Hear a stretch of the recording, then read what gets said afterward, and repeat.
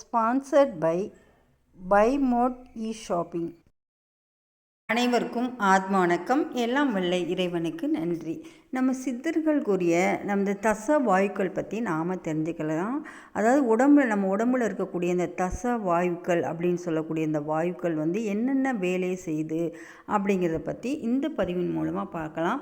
அந்த தச வாயுக்கள் என்னென்ன அப்படின்னு பார்த்தோம்னா பிராணன், அபானன், வியானன், உதானன், சமானன், நாகன், கூர்மன், கிருகரன், தேவதத்தன், தனஞ்சயன் என்ற இந்த 10 தச வாயுக்கள் இருக்குது நம்ம உடம்புல.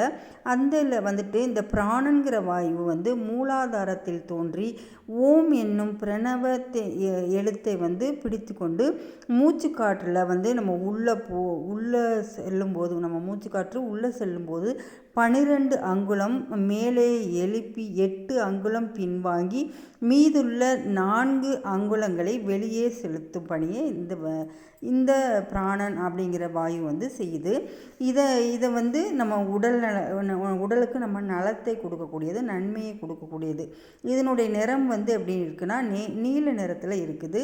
இது நாம் உண்ணும் உணவு பண்டங்களை வந்து ஜீரணிக்கிறதுக்கும் இது வந்து உறுதுணையாக இருக்குது. இந்த மூச்சு காற்று உள்வாங்கி வெளியிடக்கூடிய இந்த சிறப்பான பணியை செய்கிறதுனால இந்த மூச்சு காற்றை நம்ம வந்து அடக்கி வச்சோம் அப்படின்னா நம்ம வாழ்நாட்கள் கூடும் அப்படின்னும் நம்பப்படுது. அடுத்ததாக வந்து அபானன் அப்படிங்கிற வாயு, இது நம்ம உடம்புல என்ன செய்யுது அப்படின்னு பார்த்தோம்னா இது மூலாதாரத்திற்கு மேலே உள்ள சுவாதிஷ்டான சக்கரம், அதாவது பிரம்மன் குடியிருக்கும் ஆதாரம் அப்படின்னு சொல்லக்கூடிய அந்த இடத்துல இருந்து உற்பத்தி ஆகி அது வந்து கீழ் நோக்கி, அதாவது அந்த சுவாதிஷ்டான சக்கரத்திலிருந்து கீழ் நோக்கி இந்த வாயு செல்லக்கூடியது. இதனுடைய வேலை என்ன அப்படின்னு பார்த்தீங்கன்னா நம்ம மலை ஜலத்தைலாம் வெளியே தள்ளக்கூடிய வேலையை இது செய்யுது. இது வந்து ஆசன வாயு அந்த சுருக்கியே வச்சுக்குது, அதாவது அப்படி சுருக்கி இறுக்கி பிடிச்ச மாதிரி வச்சுக்கக்கூடிய வேலையவும் இது செய்யுது.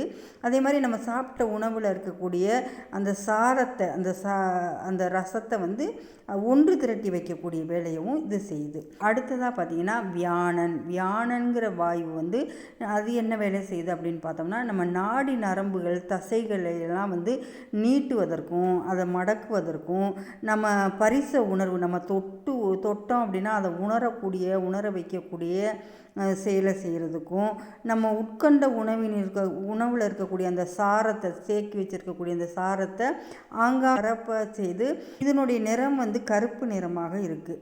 உச்சி முதல் உள்ளங்கால் வரை வியாபித்து உடம்பு முழுவதும் வியாபித்து இருக்கக்கூடியது தான் இந்த வியானன் அப்படின்னு சொல்லக்கூடிய இந்த வாயு. இந்த உடலில் வந்துட்டு அதிகப்படியான வேலையை இந்த வாயு தான் செய்யுது.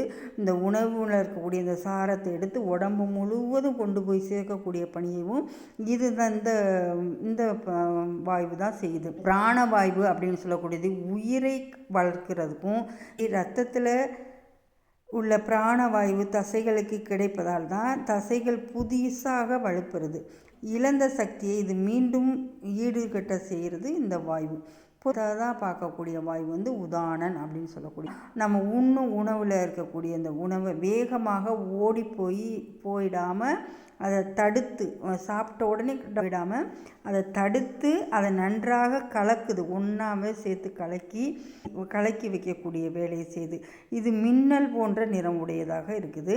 இது வந்து அக்னி அப்படின்னு சொல்லுவாங்க இதனுடைய தெய்வம். இது உடலில் உள்ள குடல் இயக்கம், நம்ம உடம்பு இந்த குடல் வந்து இயக்க வைக்கக்கூடியதாக இருக்குது. உதானன் என்ற வாயு காற்று சுருங்கி சுருங்குறது விரிகிறது, இதுதான் இதனுடைய வேலை. இதனால என்ன ஆகுது அப்படின்னு பார்த்தா அது மாவு அரைக்கும் எந்திரம் மாதிரி இது வந்து அப்படியே சுருங்கி விரிஞ்சிக்கிட்டே இருக்கிறது இதனுடைய வேலை. அதனால தான் அது ஜீரணம்லாம் உணவு வந்து ஜீரணமாகிறதுக்கு இது பெருதவியாக இருக்குது. அடுத்தது பார்த்திங்கன்னா சமானன். இதன் வேலை என்ன அப்படின்னு பார்த்தா உடலில் உள்ள வாயுக்களை மிகுதியாகாமலும் குறையாமலும் பார்த்து கொள்கிறதும் இதனுடைய வேலை. இப்போ நம்ம தண்ணீர் சாப்பிட்றோம், உணவு, அது மாதிரி அறுசுவை உணவுகள் இவைகளெல்லாம் உடல் முழுவதும் எடுத்து சென்று பரவ செய்யக்கூடிய வேலையை இது வந்து செய்யுது. நம்ம வந்து நாகன் அப்படிங்கிற வாயு வந்து என்ன வேலை செய்யுது பார்த்திங்கன்னா சகல கலைகளையும் உணர வைக்கும். அதாவது நம்ம வந்து கலை நயம் அதெல்லாம் நமக்கு வரணும் அப்படின்னா இந்த வாயு நல்லா இயங்குனா தான் முடியும்.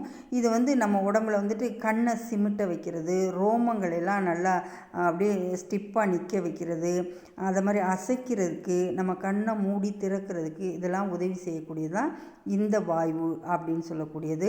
இதன் நிறம் வந்து பொன்னிறமாக இருக்கும். அதே மாதிரி அடுத்ததாக பார்க்கக்கூடிய வாயு வந்து கூர்மன். இது வந்து கண் இமைகளே படபடன்னு அப்படியே பட்டாம்பூச்சி மாதிரி படபடன்னு நம்மளை அறியாமல் சில நேரம் துடிக்கும். அந்த கண் வந்து அந்த மாதிரி துடிக்க வைக்கக்கூடிய வேலையை செய்யும். அது மாதிரி கொட்டாவி விட வைக்கும். வாயை வந்து திறக்கவும் மறுபடியும் மூடுறதுக்கும் கண்களை இமைக்கிறதுக்கு, கண் நமக்கு கொஞ்சம் நேரத்துக்கு ஒருக்கா படப்படும் எதை மூடவும் திறக்கவுமா இமைச்சிக்கிட்டே இருக்கிற இது அந்த இதெல்லாம் செய்கிறது இந்த காற்றுலாம். அதே மாதிரி கண்ணீரை வந்து அதிகமாக பெருக்கிறதுக்கும் இந்த வாயு உறுதுணையாக இருக்குது. அடுத்ததாக பார்த்திங்கன்னா கிருகரன். இந்த வாயு வந்து என்ன பண்ணுது அப்படின்னு பார்த்தோம்னா, நம்ம நாக்கில் வந்து எச்சில், அதாவது எச்சில் வந்து ஊற வைக்கிறது. அந்த உமிழ் நீரை வந்து நல்லா அதிகமாக ஊற வைக்கிறதுக்கு, அது மாதிரி நம்ம மூக்கு நாசி துவாரங்களில் நீர் ஒழுக வைக்கிறது. இப்போ சளி பிடிச்சது அப்படின்னா ஒழுக வைக்கும். அதே மாதிரி தும்மல் இருமல் போன்ற செய்கிறதுக்கும், அது மாதிரி கடுமையான பசியை உண்டாக்குறது, அதெல்லாம் இதனுடைய வேலையாக இருக்குது. அடுத்ததாக பார்த்தீங்க அப்படின்னா இது நிறம் வந்து சிவப்பு நிறத்தில் இருக்குது. தேவதத்தன் அப்படின்னு சொல்லக்கூடிய வாயு. இது வந்து மாயையின் கணத்தை அதிகமாக உருவாக்கக்கூடியது. அதாவது நமக்கு அறியாமைங்கிறத ஒரு எண்ணத்தை உருவாக்கி நம்ம கண்கள் அங்கங்கே அப்படியே பார்க்க வைக்கிறது. அது மாதிரி கோபத்தை உண்டாக்குறது, பிறருடன் சண்டை போட வைக்கிறது, பிறரை தாக்குறது, ஆவேசமாக பேசுறது போன்ற கெட்ட செயலெல்லாம் செய்ய தூண்டுறது எது அப்படின்னா இந்த வாயு தான். இந்த வாயுனால தான் நம்ம இந்த மாதிரிலாம் நடந்துக்குவோம். அதே மாதிரி தனஞ்சயன், அடுத்த வாயு வந்து தனஞ்சயன் அப்படின்னு சொல்லக்கூடிய வாயு.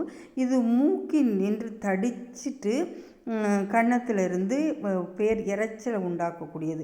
அதாவது ஒரு மனிதர் வந்து இறந்து போயிட்டாங்க அப்படின்னா உடம்பில் இருக்கக்கூடிய இந்த தசை வாயுக்குள்ள இந்த 9 வாயுவும் வெளியேறிடும். இறந்த உடனே வெளியேறிடும்.